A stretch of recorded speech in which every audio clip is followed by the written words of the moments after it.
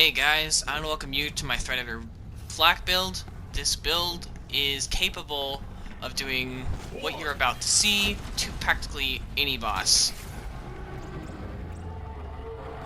Yeah. So, here's the Guardian rank that you do not need. I just had it on because I forgot to turn it off. Here's the blue, red, and green skill trees. Pause these if you want to implement them into your character.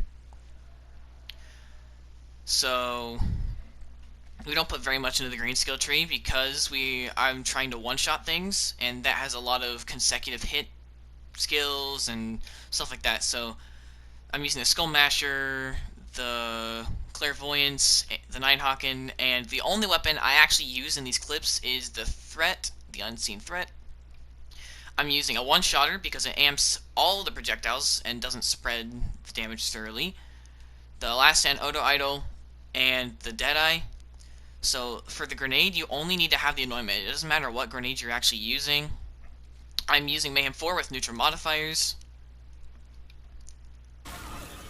And here's some clips of the Takedown. So I actually changed my gear to give me more survivability, because when you're fighting a boss like that and you're just going to one-shot them, you don't need as much survivability. It's not necessary whatsoever. So I gave myself more survivability to be able to survive all these enemies shooting at me at the exact same time.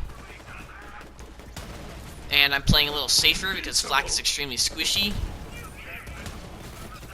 So I'm using a stopgap here. Still using the threat because that's all you're going to need. It is called the Threatador Flak build after all. So I play it very safe. I peek to shoot. I'm actually a very aggressive player, so that's why I play Amara and Zane more often. But if you're really down to that laid-back, one-shot everything playstyle, then this is the build for you. It is insane. You can one-shot basically anything, and you need to change your gear very little. You don't even need to change your gear, but if you don't, you will not be able to one-shot the toughest enemies in the game, such as Graveward and the new Wendigo, also known as Wendingo, Wending-Dong, you know, if you want to get caught up on the community's slang terms for Wendigo.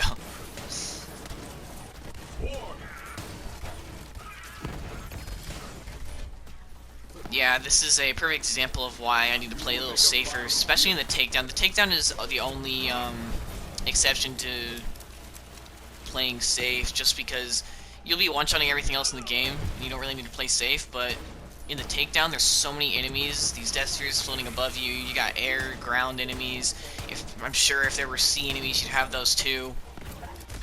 And there's like a bunch of different types of enemies that are all shooting at you at the same time, so you have to have something to keep yourself alive during all that.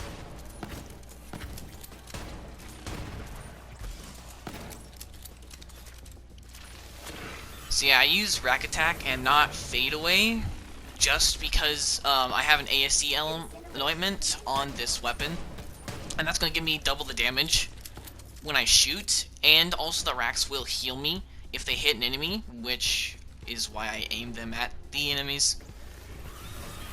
And one-shotting the enemies is just enough to keep you alive, and the rack attacks just give you that extra bit of survivability. So Fade Away does make you invisible, but it's going to make bossing a lot harder because the bosses in this Takedown can track you through your fadeaways, such as Wotan. So Wotan is extremely hard for this build. It's extremely hard for Flak in general, just because of his one mortar attack. That one attack will ruin your life. If you get stuck on anything, you'll get one shot.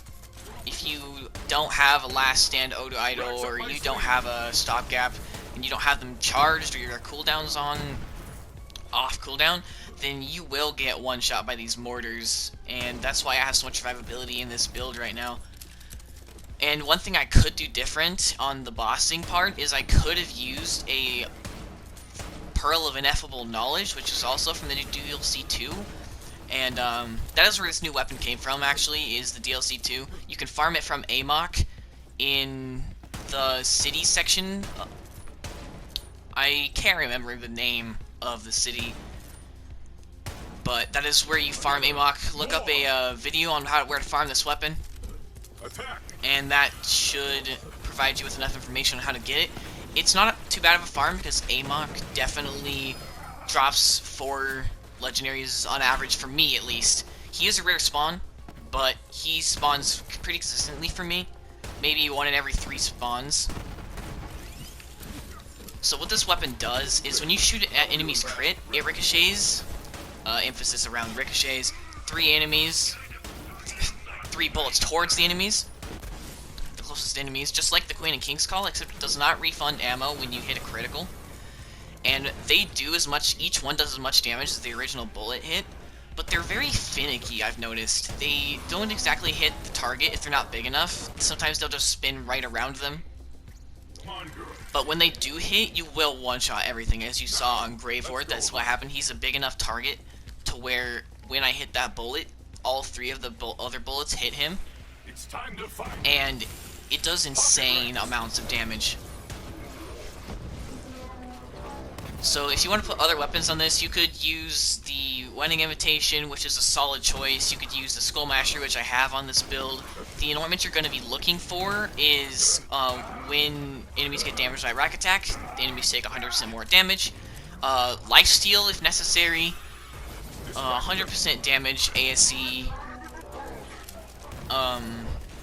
Yeah, anointments like that just gives you more damage or healing, just because Flak is so squishy.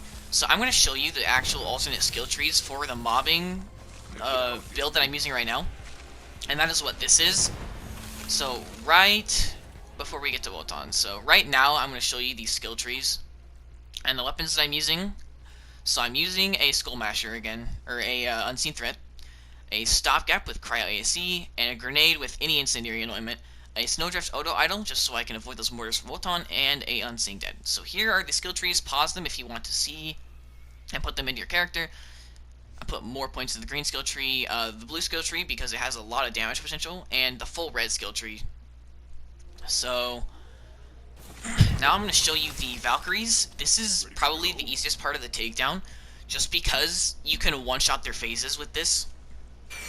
I was looking up my pet to see if he would jump down. I'm a little curious. I just wondered how our pet got down here with us. Yeah, I'm trying to get all their shields down before they get into the next phase.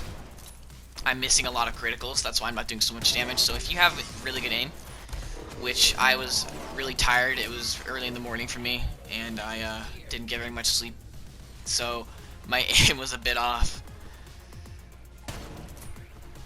So I take care of the enemies in between the Valkyrie's phases, just so that I don't have to deal with them, because you do have limited survivability. I'm using the same build here as I showed you in the last clip. So, see, as you saw there, I just one-shot his phase. And you can do that pretty consistently as long as you hit their waist, which is their crit spot. So, you can use any grenade with this build as long as it has the anointment to fit whatever you're killing. So that's all that's really necessary. The most preferred grenade would be a Cloning Hunter Seeker, just because it'll proc your abilities. Specifically the one in the green skill tree that gives you damage every time you hit an enemy. As you saw there, I one-hit his face as well. So you can do this pretty consistently with basically anything. I mean, if you can one-shot Graveward, what can't you one-shot? I'm avoiding fighting Wendigo, just because he is from the new DLC, and I don't want to give away any spoilers from the actual main story until about a week has passed. So pretty soon, I have about 9 other videos planned for you guys, and I will have those out very soon. I have multiple builds planned in those. I have a very exciting build plan that I think is very unique and you guys will have a lot of fun with. Just wanted to hint at that a little bit. Get you guys excited for my next couple videos uploading. I will be posting videos pretty consistently. I'm trying to spread them out so that you guys don't get overwhelmed with all these new videos, or in case of anything like that. So I will have consistently timed videos out for you guys. See, this is where the stopgap comes in handy. If you heard all those gunshots hitting me at the same time, that stopgap is what saved my life. So, I hope you guys enjoyed the video. If you did like it, hit the like button, subscribe, and hit the notification button if you want to get updated on my videos. And have a good rest of your day.